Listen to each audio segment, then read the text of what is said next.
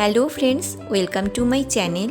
আজকে আমি তৈরি করেছি পাটালি গুড় দিয়ে গাজরের লাড্ডু। এই লাড্ডুটা খেতে কিন্তু খুব টেস্টি হয়। এখানে আমি দুটো বড় লাল গাজর নিয়েছি।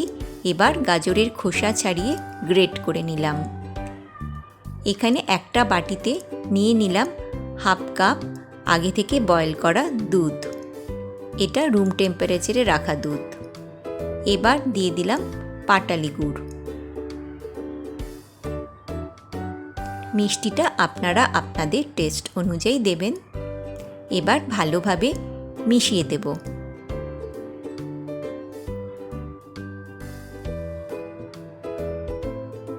কড়াইয়ে দিয়ে দিলাম ঘি।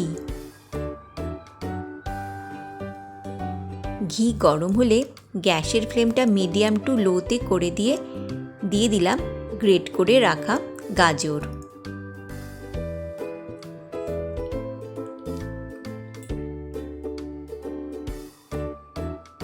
এবার গাজরের ময়েশ্চার চলে যাওয়া পর্যন্ত আর রস স্মেলটা চলে যাওয়া পর্যন্ত বেশ কিছুক্ষণ নাড়াচাড়া করব।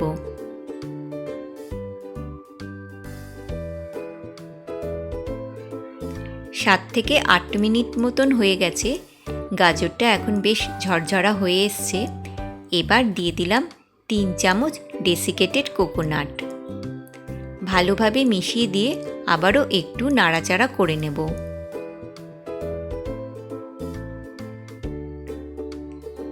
দু মিনিট মতন হয়ে গেছে।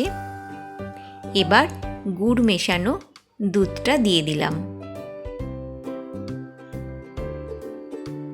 গ্যাসের ফ্লেমটা এই সময় মিডিয়ামে করে দিয়েছি। এবার বেশ কিছুক্ষণ নাড়াচাড়া করে মিশ্রণটাকে শুকিয়ে নেব। এখানে আমি কোনো এলাইচি পাউডার দিচ্ছি না। পাটালি গুড় দেওয়াতে এমনিতেই খুব সুন্দর সুগন্ধ হয়। বেশ কিছুক্ষণ নাড়াচাড়া করার পর মিশ্রণটা শুকিয়ে এসছে, লাড্ডু করার মতো পাক চলে এসছে। এবার এটাকে একটা প্লেটে উঠিয়ে নিচ্ছি। এবার হালকা গরম থাকা অবস্থাতেই হাতের তালুতে অল্প ঘি লাগিয়ে আমি লাড্ডু শেপে করে নিচ্ছি আর ওপরে অল্প করে কাজু বাদাম কুচি দিয়ে দিচ্ছি। রেডি হয়ে গেছে আজকে লাড্ডুর রেসিপি। এই রেসিপিটা কেমন লাগলো অবশ্যই জানাবেন। ভালো লাগলে লাইক আর কমেন্ট করবেন। নতুন বন্ধুরা সাবস্ক্রাইব করবেন। ধন্যবাদ।